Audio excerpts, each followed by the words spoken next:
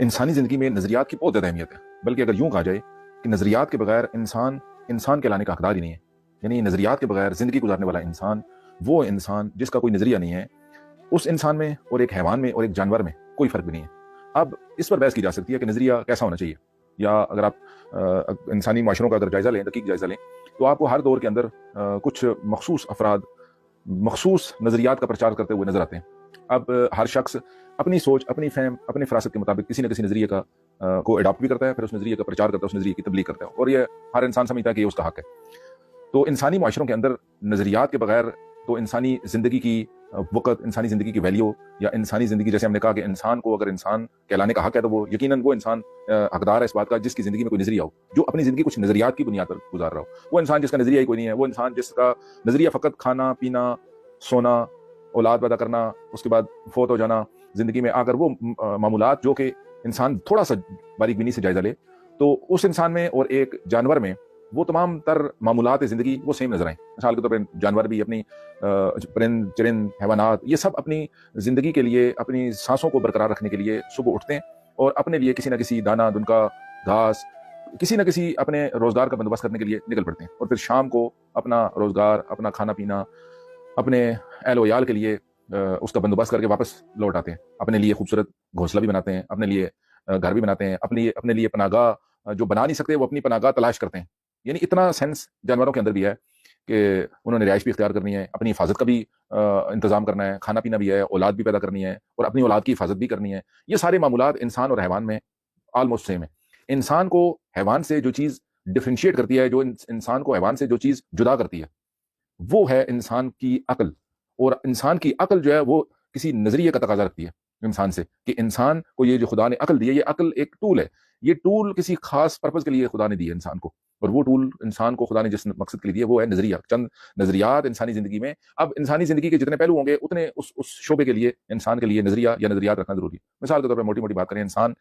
Political زندگی گزارتا ہے۔ پالیٹکس کی ڈیفینیشن کو ہمیشہ سے ڈسٹارٹ کر کے مسخ کر کے پیش کیا گیا ہے۔ مطلب پالیٹکس پاکستان میں، جب ہم کیونکہ ہم اس وقت پاکستان میں بیٹھے ہوئے ہیں، پاکستانی عوام سے گو کہ ہمارے مخاطب تو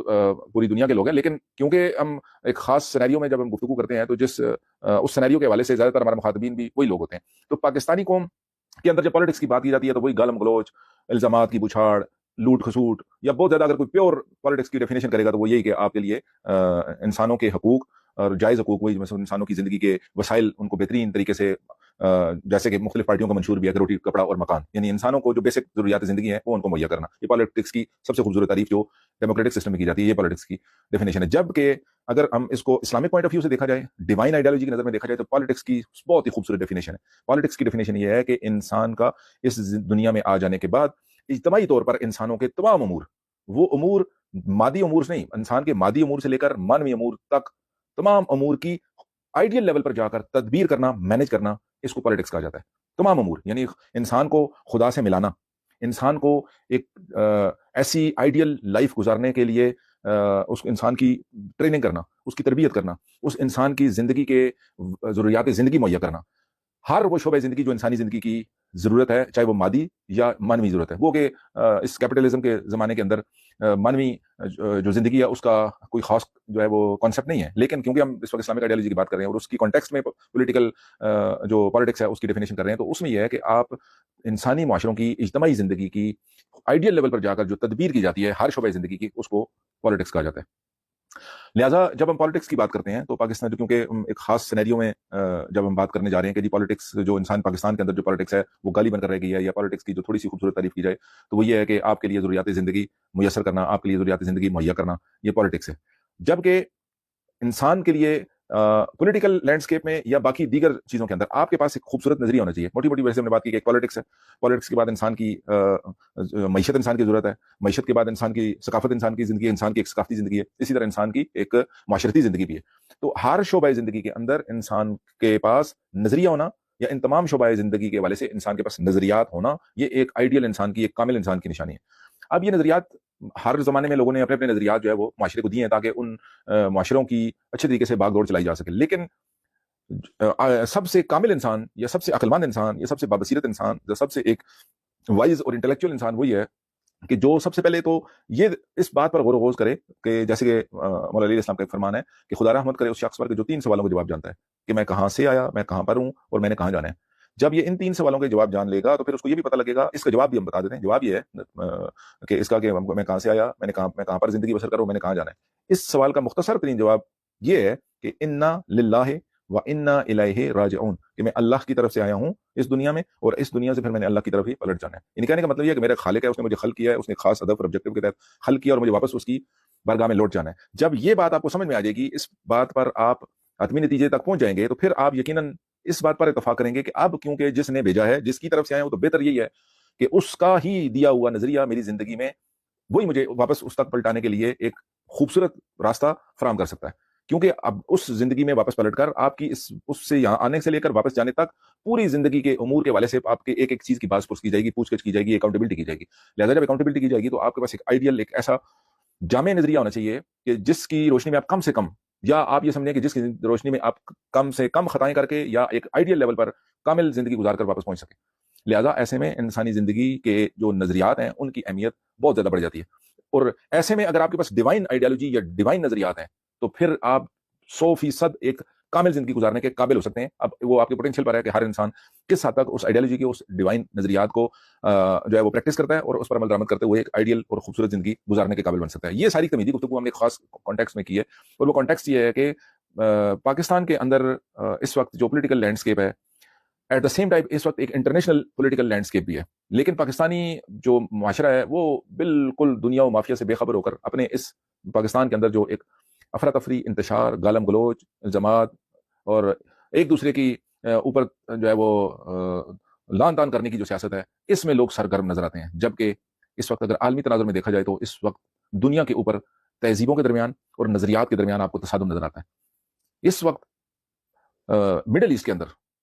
پوری دنیا کے تھوڑا سا شعور اور بصیرت رکھنے والے جو افراد ہیں, ان کی نظریں اس وقت مڈل ایسٹ کے اندر جمی ہوئی ہیں کہ مڈل ایسٹ میں کیا ہونے جا رہا ہے, اور انسانیت کو اس مڈل ایسٹ کے اندر جو ڈیولپمنٹ ہے اس کے نتیجے میں کیا فائدہ ہو سکتا ہے یا کیا خطرات لاحق ہیں. لوگ اس لیول پر اس کی انٹلیکچوئل ڈسکشن کر رہے ہیں, جبکہ ہم پاکستان کے اندر جو بیٹھے ہوئے لوگ ہیں, ہمارا یا وہ اپنا ہی ایک سٹائل ہے کہ ہم ہر چاہے آسمان نیچے گر جائے, چاہے یہاں پر کچھ بھی بڑے سے بڑا عذاب آ جائے, لیکن ہم اپنے آپ میں اپنے ہی من موجی میں مگن رہتے ہیں. مڈل ایسٹ کے اندر اس وقت جو نظریات کی, جیسے ہم نے بات کی کہ نظریات کا تصادم ہے, دراصل مڈل ایسٹ میں اس وقت بہت بڑی ڈیولپمنٹ جو ہونے جا رہی ہے. اگر یہ کہا جائے کہ تمام مذاہب کے اندر, جو الہی ادیان کی بات ہو رہی ہے, الہی ادیان کے اندر جن چیزوں کے بارے میں آخر الزمان کے حوالے سے پیشن گوئی کی جا رہی تھی, وہ اس بات پہ تو سارے متفق ہیں کہ اس کا آغاز یا اس مسیح کی آمد جو ہے وہ اس خطے کے اندر ہی ہونی ہے. مسلمانوں کے بقول کہ خانہ کعبہ سے جناب امام مہدی علیہ السلام کا ظہور ہوگا. اسی طرح یہودیوں کے نزدیک بھی جو ہے وہ شاید فلسطین کی سرزمین سے ان کے مسیح نے آنا ہے. لہٰذا یہ اس وقت مڈل ایسٹ کے اندر نظریات کا جو تصادم آپ کو نظر میں آتا ہے, اس کی وجہ سے پوری دنیا کی نظریں اس خطے پہ جمی ہوئی ہیں. بی بی سی کا ایک پروگرام تھا, ہم دیکھ رہے تھے, اور وہاں پر جو ہے وہ بی بی سی کی جو نمائندہ تھی وہ گفتگو کرتے ہوئے کہہ رہی تھی کہ اس وقت ایران اور اسرائیل وہ بالکل one on one head on collision میں آ چکے ہیں. اور اس سے پہلے اس نے یہ جو جملہ ادا کیا, اس کی وجہ سے یہ جس گفتگو کی آج کی جو ہمارا وجہ یہ جو گفتگو ہے وہ نقطہ بنا ہے. اس نے کہا کہ اس سے پہلے ایران اپنی پراکسیز کے ذریعے لڑا کرتا تھا, لیکن اب ایران ڈائریکٹ جو ہے وہ اسرائیل کے ساتھ بالکل فیس ٹو فیس اور آمنے سامنے آ کر لڑائی میں ڈائریکٹ جو وار ہے اس میں آ چکا ہے. گو کہ اس نے شاید دونوں اطراف میں یہ بات کی ہے, لیکن جو ہمیں یاد پڑتا ہے شاید اس نے ایران کے حوالے سے کہا تھا پراکسیز میں, کیونکہ ہم اس کانٹیکسٹ میں کہہ رہے ہیں کہ کیونکہ ایران کے حوالے سے یہ تصور کیا جاتا ہے کہ وہ لبنان کے اندر جو گروہ لڑ رہے ہیں, فلسطین میں جو گروہ لڑ رہے ہیں, یمن میں جو گروہ لڑ رہے ہیں, اسی طرح جو عراق میں گروہ لڑ رہے ہیں, اور ایران بذات خود اس کے اپنے ملک کے اندر جو لوگ موجود ہیں مجاہدین, ان سب کو ایران سپورٹ کرتا ہے. اور ان گروہوں جن کا ہم نے نام لیا ہے, ان کے بقول عالمی میڈیا کے بقول یہ ایران کی پراکسیز ہیں. پراکسی کی ڈیفینیشن یہ ہے کہ ممکن عام لوگوں کو نہیں پتہ, ہم ان کے عام لوگوں کے لیے بتا رہے ہیں. پراکسی کہتے ہیں کہ کسی شخص میں سے ہماری ایک ذمہ داری ہے, اور ہم اپنی ذمہ داری کو ادا کرنے کے بجائے یا ہمیں کام کرنے کے بجائے اپنا کام وہ کسی دوسرے بندے کے ذمہ لگا دیتے ہیں کہ ہمارے بیاف پر وہ بندہ وہ کام انجام دے. اس کو کہتے ہیں پراکسی. مثلا ایک جگہ آپ نے عدالت میں پیش ہونا تھا, آج آپ مصروفی کی وجہ سے نہیں جا سکے, آپ کسی بندے کو بھیجتے ہیں کہ میرے بیاف پہ وہاں جا کے حاضری لگائے. آپ نے بلکہ کالج یونیورسٹی کے لوگ جانتے ہیں کہ اس کالج میں جب رول کال کیا جاتا تھا تو بعض لوگ ایک دوسرے کی پراکسی بول دیتے ہیں. مثلا ایک ہی جگہ کوئی بندہ نہیں ہوتا تھا, لیکن ٹیچر جب رول کال کرتا تھا تو اس کی جگہ دوسرا یس سر کہہ دیتا تھا, تو اس کو پراکسی, لہٰذا اسٹوڈنٹ جانتے ہیں کہ پراکسی. تو کہنے کا مطلب یہ ہے کہ ایران اپنی جنگ خود نہیں لڑ رہا, بلکہ دوسرے گروہ اس کے بیاف پر جنگ لڑ رہے ہیں. لہٰذا وہ کہتے ہیں یہ پراکسیز کے لیے لڑتا رہا ہے, اب ڈائریکٹ اپنی جنگ خود لڑ رہا ہے اسرائیل کے ساتھ. ہم نے یہ جو تمیدی گفتگو نظریات کی آج اس چیز کو کنکلوڈ کرتے ہوئے یہ ہم نے جو گفتگو کی اس کے تناظر میں یہ بتانا چاہتے ہیں, کیونکہ عالمی میڈیا ان کا ایک اپنا خاص موٹیو ہے, ان کا ایک اپنا آبجیکٹو ہے, ان کا ایک اپنا ہدف ہے جس کے تناظر میں وہ گفتگو کرتے ہیں. ان کے بقول کے یہ پراکسیز کے ذریعے لڑ رہے ہیں. ہمارے نقطہ نظر یہ ہے کہ ایران دراصل جن گروہوں کے ساتھ مل کر یہ جنگ لڑ رہا ہے یا وہ گروہ جو ایران کے ساتھ ایک خاص نقطۂ نظر پر متفق ہیں، وہ اس وجہ سے متفق ہیں کہ ان کے نظریات مشترک ہیں۔ یہ نقطہ بڑا قابل غور ہے کہ دراصل پراکسیز نہیں ہے، دراصل نظریات کا آپس میں مشترک ہونا ہے۔ مثلا پولیٹک، جیسے کہ ہم نے بات کی کہ ہر شعبہ زندگی میں آپ کے پاس نظریہ ہونا چاہیے۔ ان تمام گروہوں کا، تمام ممالک کے اندر موجود جو گروہ ہیں، ان کا پولیٹیکلی جو نظریہ ہے وہ وہی ہے جو ایران کا پولیٹیکل نظریہ ہے۔ لہٰذا اس بنیاد پر یہ مشترک بات ان کو ایک جگہ پر اکٹھا کرنے میں جو ہے وہ کارآمد ثابت ہوئی ہے، جس کو یہ پراکسیز کا نام لیتے ہیں۔ پراکسیز کے اندر یہ ہوتا ہے کہ آپ کسی مفاد کی بنیاد پر کام کرتے ہیں۔ مثال کے طور پہ جبکہ دوسری طرف کی جیسے ہم نے کہا نا کہ ممکن ہے کہ پراکسیز کا لفظ اس نے اسی لیے استعمال کیا تھا، دوسری طرف پراکسیز کی کہ اسرائیل نے آج تک اسرائیل کے لیے کون لڑا ہے؟ مثلا چلیں آپ ایران کے لیے کوئی فردہ سیک آرگومنٹ کسی بندے کو بھی اختیار ہے کہ وہ یہ کہہ سکتا ہے کہ جو بی بی سی کا نقطہ نظر ہے آپ بھی بیان کر سکتے ہیں، ہر بندے کو رائٹ ہے اپنا نقطہ نظر رکھنے کا، کہ اگر آپ ایران کے بیاف پہ کہتے ہیں جی یہ فلسطین کے اندر جو لوگ لڑ رہے ہیں یا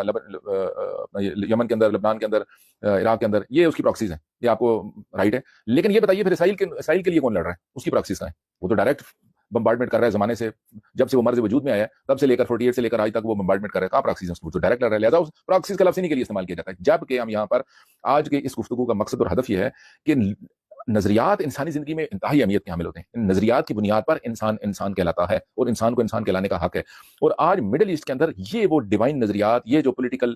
آئیڈیالوجی ہے ایران کی اور ان گروہوں کی جو کہ مشترک ہے آپس میں، جس نے اس نظریے نے ان کو آپس میں جوڑ دیا ہے، اور یہی نظریات ہیں جس طرح بنیادی طور پر یہ اسلام کے نظریات ہیں، مسلمانوں کے نظریات ہیں۔ وہ الگ بات ہے کہ مسلمان اس وقت اپنے نظریات کو چھوڑ کر تمام مملکت میں، جیسے ڈاکٹر اسرار صاحب نے بذات خود ایک اہل سنت مکتب فکر کے ہونے کے باوجود انہوں نے ڈنکے کی چوٹ پر یہ اعتراف کیا کہ مجھے یہ اعتراف کرنا پڑے گا کہ پوری دنیا کے اندر مکتب تشیع وہ واحد مکتب ہے کہ جنہوں نے اپنے پولیٹیکل نظریات کی بنیاد پر ایک حکومت اسلامی قائم کی، جبکہ دوسری طرف انہوں نے کہا کہ پوری دنیا کے اندر 57 سنی ممالک ہیں لیکن وہ اپنے پولیٹیکل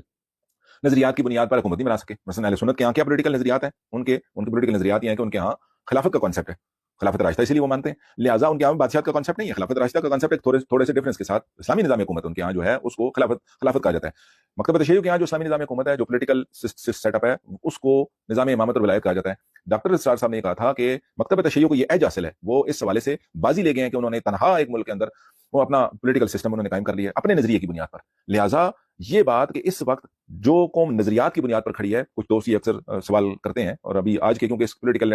سچویشن کے اندر ابھرتی ہوئی ایک جو پولیٹیکل ہاریزون آپ کو نظر میں آ رہا ہے، اس میں کیونکہ جہاں بھی ہم کہیں جاتے ہیں، بیٹھتے ہیں، لوگوں سے گفتگو کرتے ہیں، تو لوگ بالخصوص اس حوالے سے گفتگو کرتے ہیں، اور تمام مکاتب فکر کے لوگ اس وقت ان کو ٹریبیوٹ سلام پیش کرنا چاہیے کہ کم از کم اگر پریکٹیکلی نہیں تو مورلی ہر اس وقت مکتب فکر کا، چاہے وہ کسی مکتب فکر سے ہے، وہ بریلوی ہے، وہ دیوبندی ہے، وہ اہل حدیث ہے، وہ سلفی ہے، وہ کچھ بھی ہے، لیکن اس وقت مکتب تشیع کے پولیٹیکل نظریے کو سراتا ہوا نظر آتا ہے، ڈنکے کی چوٹ پہ سراتا ہوا نظر آتا ہے، اور کھلے دل کو شادہ دل کے ساتھ سراتا ہوا نظر آتا ہے۔ گفتگو کرتے ہیں، ہم پتہ چل جاتا ہے، لوگ کہتے ہیں کہ اس آفرین ہے کہ وہ لوگ جو اس قدر پوری دنیا کی سپر پاور جس کے نام سے لوگ دلتے ہیں، ایک بیان نہیں دیتے عرب بادشاہ، وہاں پر یہ لوگ اپنی جان کے نذرانے پیش کر رہے ہیں لیکن پیچھے نہیں ہٹ رہے۔ یہ ہے وہ آئیڈیالوجی جو ڈیوائن آئیڈیالوجی ہے جس کی ابھی ہم نے بات کی کہ ایران دراصل آئیڈیالوجی کی بنیاد پر جنگ لڑ رہا ہے، اس کی پولیٹیکل آئیڈیالوجی میں ہے۔ مکتب تشیع کی اور اسلام کی پولیٹیکل آئیڈیالوجی میں یہ بات ہے کہ وہ کسی یزید وقت کو، کسی ظالم کو، کسی جابر کو قبول نہیں کیا جا سکتا، بالخصوص ظلم و بربریت کے پہاڑ توڑنے والے کے خلاف اپنی جان ہتھیلی پر رکھ کر میدان میں نکلا جا سکتا ہے۔ اس کے لیے چھوٹا سا ہم ایک واقعہ نقل کرنا چاہیں گے جس سے آپ کو اسلام کی اور مکتب تشیع کی پولیٹیکل آئیڈیالوجی واضح ہو جائے گی، اور ہمیں مختلف مکاتب فکر کو آپس میں ایکسچینج آف ویوز کر کے اچھی چیزیں ایک دوسرے سے لینی چاہیے۔ ابھی جیسے کہ ہم یہ جو واقعہ بیان کر رہے ہیں، مولا علی السلام کے زمانے میں جب مولا علی علیہ السلام کو ایک بارڈر ایریا سے کچھ فوجی بھاگتے بھاگتے مولا علی السلام کے پاس آئے، تو انہوں نے آ کے کہا کہ بارڈر پر ایک یہودن خاتون کے پاؤں سے جو ڈاکو تھے وہ پازیب اتار کے لے گئے۔ مولا علی السلام نے سخت سرزنش کی اور انتہائی دکھ کا اظہار کیا اور ان کی ملامت کی، اور انہوں نے کہا کہ ہمارے دور حکومت کے اندر اس قسم کسی عورت کے پاؤں سے، چاہے وہ یہودن کیوں نہیں ہے، اس کے پاؤں سے پازیب اتار کے اگر لے گئے ہیں ڈاکو، تو آپ کے لیے اگر اس غم میں کوئی انسان مر بھی جائے تو خدا اس کی ملامت نہیں کرے گا۔ یعنی آپ اندازہ لگائیں کہ یہ نظریہ ہے جس کی بنیاد پر انسان ایک آئیڈیل انسان بنتا ہے، یہ نظریہ ہے جس کی بنیاد پر انسان ایک ویلیوبل انسان بنتا ہے، یہ نظریہ ہے جس نظریے کی بنیاد پر انسان ایک یزید وقت سے ٹکرا جاتا ہے، فرعون وقت سے ٹکرا جاتا ہے، یہ نظریہ ہے جس کی وجہ سے انسان خدا کے سامنے قابل فخر بن جاتا ہے، اور یہی نظریہ ہے جو انسان کو خاک سے خدا تک کا سفر طے کرواتا ہے۔ اور اس نظریے کی بنیاد پر انسان کو پھر موت کی کوئی فکر نہیں ہوتی، جب اس کو یہ پتا ہوتا ہے کہ میں ایک نظریے کی بنیاد پر دنیا میں آیا ہوں، میں ایکسیڈنٹلی دنیا میں نہیں آیا۔ مادیت کا کیا نظریہ ہے کہ یہ سب کچھ ایکسیڈنٹلی ہے، اور یہ خود بخود سب کچھ مرض وجود میں آیا، اور کچھ مخصوص جو کشش ثقل ہے یا کچھ طاقتیں ہیں جو ایک فورس ہے جو ان سب چیزوں کو آپس میں چلا رہی ہے۔ اتنا نظم و ضبط کے تحت دنیا کا قاعدہ قانون، یہ سب کچھ ایسے نہیں ہو سکتا کہ جب ایک خوبصورت گھر، ایک خوبصورت بلڈنگ، ایک خوبصورت تصویر آپ دیکھتے ہیں تو آپ کو فوراً ذہن جاتا ہے کہ یہ کسی نہ کسی نے بنایا ہے۔ تو کیسے ممکن ہو سکتا ہے کہ پوری کائنات اتنی زبردست طریقے سے اور اتنی مینجڈ ہو کے اگر چل رہی ہے تو کیپٹلزم جو ہے وہ اٹھ کے آرام سے کہہ دے کہ یہ سب کچھ ایکسیڈنٹلی ہے۔ لہٰذا جن کو یہ پتا ہے کہ میں نظریہ کی ایک نظریہ ہے میرا کہ میں دنیا میں خدا نے مجھے بھیجا ہے، میرا یہ نظریہ ہے کہ میں خود نہیں آیا، میرا یہ نظریہ ہے کہ خدا نے مجھے بھیجا، اور میرا یہ نظریہ ہے کہ مجھے خاص ہدف کے لیے بھیجا، اور میرا یہ نظریہ ہے کہ میں نے واپس پلٹ کے جانا ہے۔ پھر اس نظریے کا عامل انسان کوشش کرتا ہے کہ زندگی میں ہر کام اللہ کی دیے